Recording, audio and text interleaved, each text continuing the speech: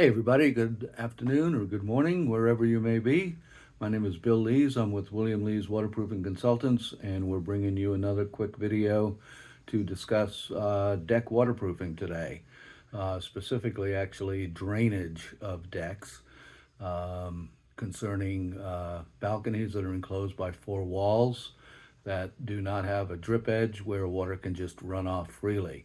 So a balcony with four walls around it is going to need special type drains. Um, there's two types of ways to drain a deck that's got walls around it. And the first way is to install a deck drain through the floor and plumb it so that the water that runs to the drain will run out down the plumbing and out of the downstairs and out of the building. So today, the first thing that we have here is a basic standard deck drain. This is by Thunderbird Products, El Cajon. I think it's thunderbirdproducts.com. If you look them up, they have all kinds of floor drains for thin membrane waterproofing systems. They also have deck drains for decks that are going to receive tile, and those are a special type of drain that have subsurface drainage and surface drainage. The drain that I have here is strictly for surface drainage. It is not suitable for tile decks. But one of the nice things that I like about Thunderbird products is they do a really nice job. Different materials that the plate comes in. This one is bonderized galvanized steel. They also have copper and they have stainless steel. I do recommend that if you're going to be within the coastal areas that you go with a stainless plate. They're a little bit more money, but they will not rust out. And so talking about these, they're all basically the same. 26 or 24 gauge metal on the piece. This one's got a pop out drain that can be easily cleaned out. There are drains with bowls in them that have a brass grate that look very nice for higher end properties. This is better for probably a commercial type property. The other thing that I like about it is that the bottom backside, you've got a bronze fitting. This is a plumbing fitting that is brazed welded to the plate. And if you can see it, hard to tell, but there is a ridge along here so that when you are connecting your rubber Fernco boot to this, and you can clamp it off with the hose clamp that the Fernco comes with. I like a larger drain. You'll notice that this is a 3-inch size drain. The reason I like 3 inches because they tend to not clog as easily as 2-inch drains. They can handle a larger volume of water than a 2-inch drain. Just a better methodology, a better thing to use. I encourage architects to specify a 3-inch drain. The plumbing will fit inside a 2x4 wall, and it just makes it a lot better. Another note to think about when you're draining a drain out through your walls and down, the best way to do it is to have it go straight down if possible. If you've got to angle it, I don't want to see 90-degree angles. These tend to clog up right at the 90 where debris will fall in and it just slowly starts accumulating. We don't have enough water flow generally through the deck drain to flush out that debris.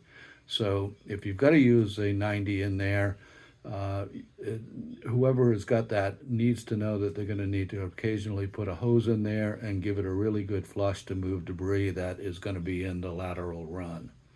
So that's Thunderbird deck drains. And just to, one other thing before I forget. What's the word that I want? Best practices. Best practices. You see what I got here? It's a square. This is 12-inch. I use it for two different things. One is for counting staples on metal lath. The other is as a template that I put down onto the deck, and we will then draw out a line around it, right? It's on the flat part of the deck. I draw out a line. I take a router and I set the router bit to about a eighth of an inch or so, just something to lower the deck drain when you set it into the plywood. That way you're not creating any kind of a lip with your edge of the plate. The best practice, and it's just something that's a little bit better to do than just nailing off the drain. Why do we want to use these drains?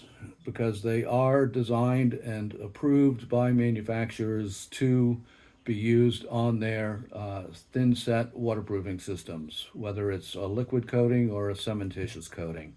In my career, I've seen some crazy drain setups where I call him Stoner Bob.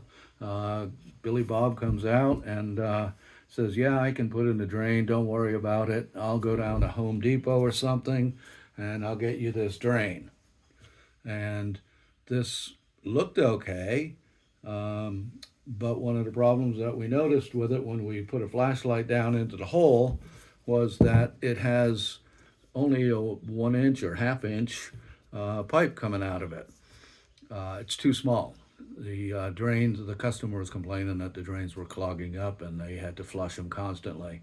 Again, you need a 2 inch or a 3 inch pipe for water to flush out of a drain properly. These types of drains are not to be used. They are not approved by any manufacturer. It's just Stoner Bob's method of building a drain for you that will ultimately fail and cause a lot of cost to replace it.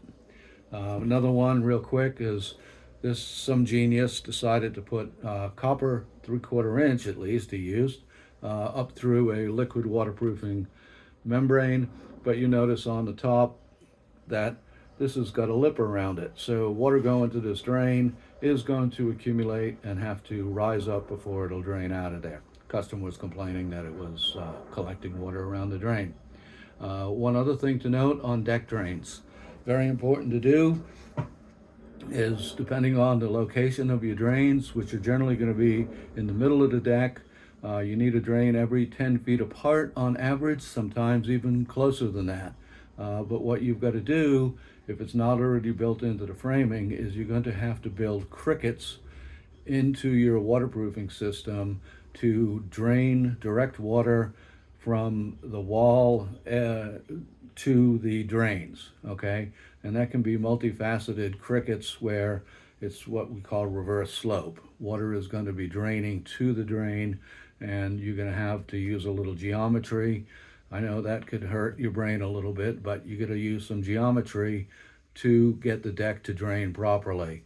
And so that's why it's important to make sure that when you are starting that you have plenty of clearance on the walls for a cricket to be built in, especially if you're going to use cementitious materials, or you can build it out of plywood as well. But you need a 1/4 inch, a foot of slope to drain the deck to the drain, and 1 inch and 4 feet, that can affect the height of thresholds and such like that. So you're going to have to check that all carefully.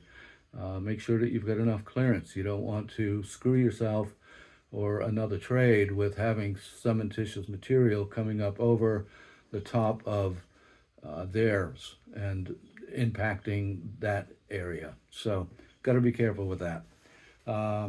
Next thing that we're going to talk about in draining decks is sometimes you don't have a floor drain. A lot of architects will specify a scupper going out through the wall on the outside edge of the deck.